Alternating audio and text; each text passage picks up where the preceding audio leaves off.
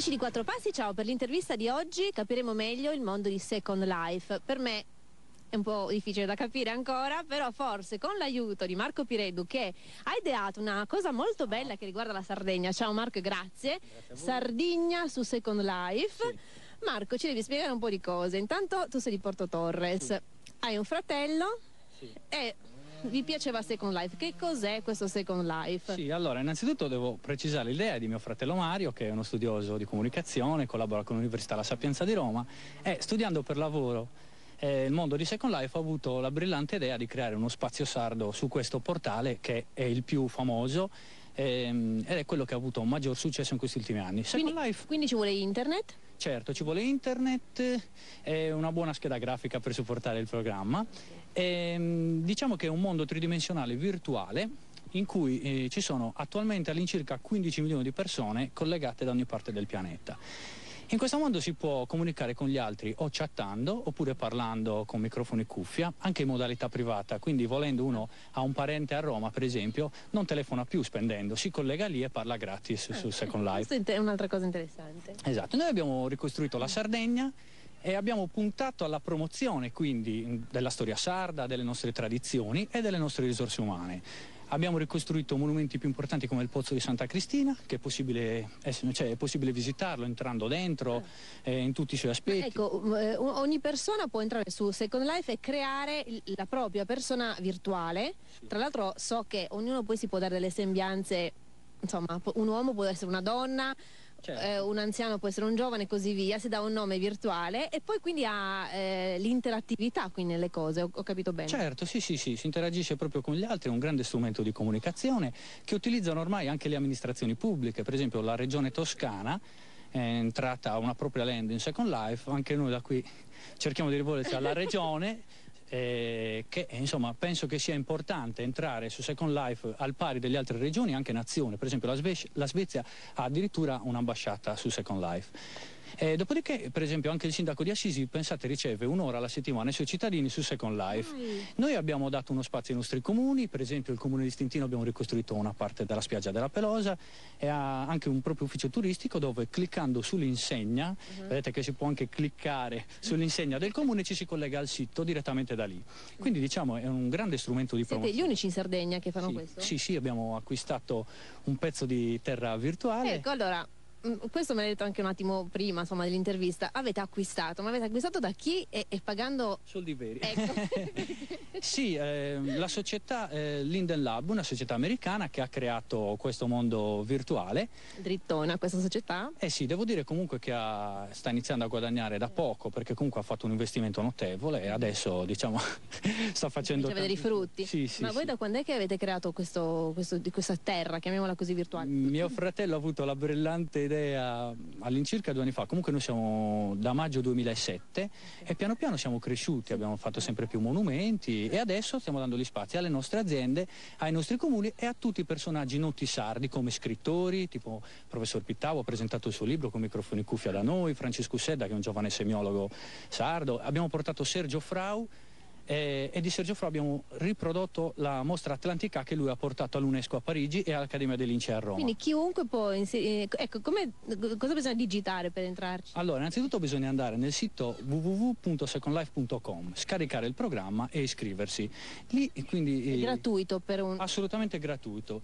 Lì naturalmente dobbiamo costruirci il nostro avatar. L'avatar è il personaggio che ci rappresenta all'interno di Second Life. Okay. Lo possiamo fare bello, brutto, grasso, basso, alto, come vogliamo noi. Naturalmente sono quasi tutti belli. Non avevo dubbi. Dice, visto che lo faccio, ecco, lo faccio. Ma poi lì ci sono anche i soldi virtuali. Sì, c'è una moneta virtuale, si chiama Linden Dollar, che ha un cambio reale. All'incirca $1 equivale a 260 Linden Dollar. Perché io so che per esempio uno può aprirsi un negozio, no? Sì.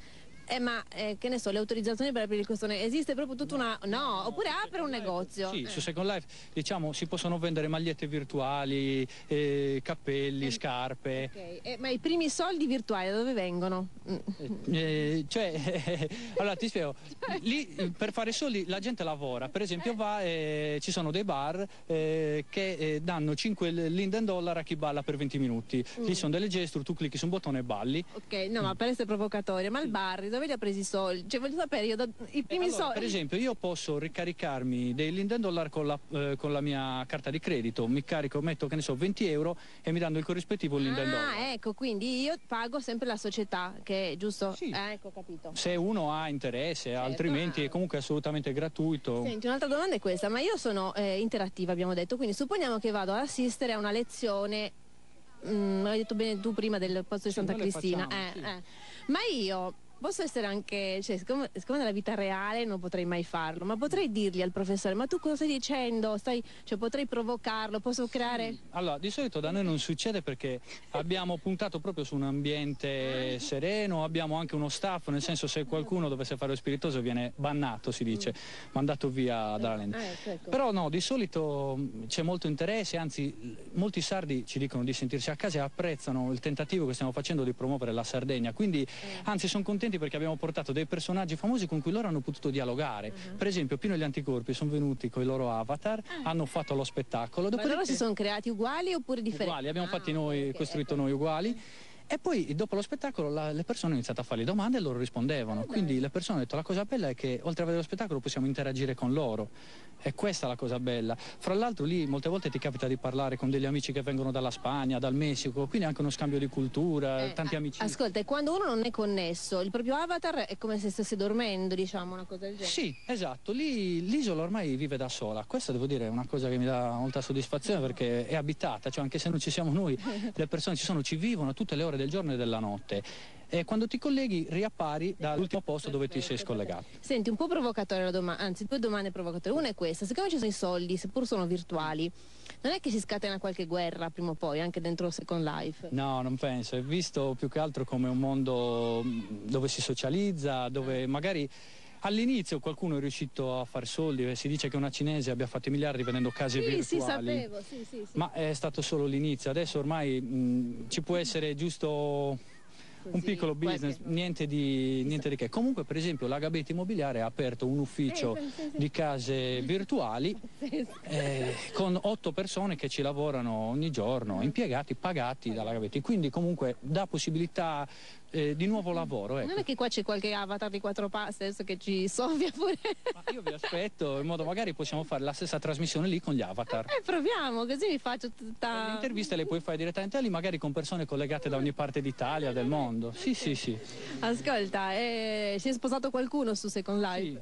Sì. Noi abbiamo avuto 2 matrimoni virtuali, diciamo così, cerimonia laica, non vuole essere una cosa... il primo era di un ragazzo sardo, un manager, che però vive a Torino e si è sposato con una maestra tedesca. È uscito anche a Videolina il servizio. E in pratica loro però, ognuno di loro vive la propria quotidianità, hanno una propria vita, però su Second Life hanno deciso di stare assieme perché avevano passioni in comune, quindi vedere teatri, vedere mostre, perché lì sono riprodotti addirittura dei musei interi e anche dei quadri veri, foto digitali reali messe lì. Ok, senti, ultima domanda provocatoria. Riguarda il fatto che non è che si rischia in un mondo virtuale di perdere di vista quello che è il mondo reale. Sapevo che facevi questa domanda e ti dico non subito... perché te l'avevo detto. No, ma la fanno tutti. Comunque ti dico che non è vero, anzi noi grazie a Second Life abbiamo conosciuto tantissime persone e ci troviamo periodicamente e ci incontriamo nella realtà. Quindi io penso che questo sia soltanto un mezzo di comunicazione che ti offre la possibilità di conoscere più persone, di entrare in contatto con varie attività, anche amministrative, perché ti ho detto ci sono anche amministrazioni. E pensa che a Ferragosto siamo trovati con 30 persone al pozzo di Santa Cristina, che visitavamo sempre nella nostra isola virtuale. Siamo andati nel pozzo reale, abbiamo fatto la visita guidata, dopodiché siamo andati a pranzo tutti assieme. E in più una cosa importante, molte persone, tantissime persone dal continente sono venute quest'estate in Sardegna per vedere le cose che noi abbiamo ricostruito. Ecco, questo magari può essere veramente una promozione turistica importante. Sì. A livello di numeri, e poi ci salutiamo? Sì, a livello di numeri, guarda, all'incirca sui 10.000 contatti al mese, che sono tanti considerando che è una piattaforma che magari ancora non tutti conoscono, però che è in grande crescita. Marco, allora io avrei da farti anche tantissime altre domande, ma veramente il tempo è un pochino... Mi auguro che questo progetto possa andare avanti. Speriamo bene. Ripeto, io faccio da qui un lancio alla Regione perché insomma prenda in considerazione la possibilità di avere una propria sede in Second Life. Va bene, allora Marco Pirodu ci ha parlato di Second Life, di Sardegna in Second Life, lo ringraziamo per essere stato con noi. Grazie mille. Ringraziamo anche gli amici da casa, io vi ricordo molto più banalmente la nostra mail info@bbgula.it. Ciao, ci vediamo alla prossima. Ciao.